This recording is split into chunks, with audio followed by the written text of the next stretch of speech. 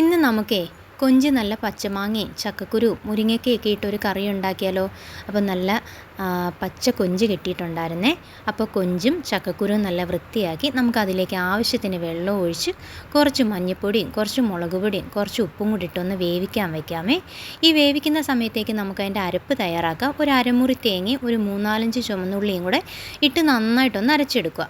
അപ്പോൾ നമ്മുടെ കൊഞ്ചും ചക്കക്കുരുവും ഒന്ന് പകുതി വേവായിട്ടുണ്ടായിരുന്നു. ഇനി നമുക്ക് അതിലേക്ക് നമ്മുടെ മുരിങ്ങയ്ക്കയും മാങ്ങയും കൂടെ ഒന്ന് ഇട്ട് കൊടുക്കാം കേട്ടോ. മുരിങ്ങയ്ക്കയൊക്കെ ആദ്യമേ നമ്മൾ ഇട്ട് കൊടുക്കുകയാണെങ്കിൽ അത് വെന്തു പോകും.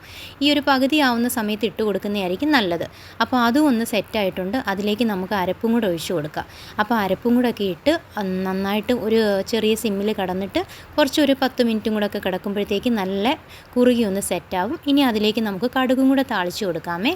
ഇനി നമുക്ക് ഇന്നത്തെ ഉച്ചയ്ക്കത്തെ ചോറൊന്ന് സെറ്റ് ചെയ്യാം. ചോറിന് നല്ല പയറ് മെഴുക്കുവരട്ടി ഉണ്ടായിരുന്നു, ചീര തോരൻ ഉണ്ടായിരുന്നു, പിന്നെ ആ കൊഞ്ച് തന്നെ കുറച്ച് ഫ്രൈ ചെയ്തതുണ്ടായിരുന്നേ.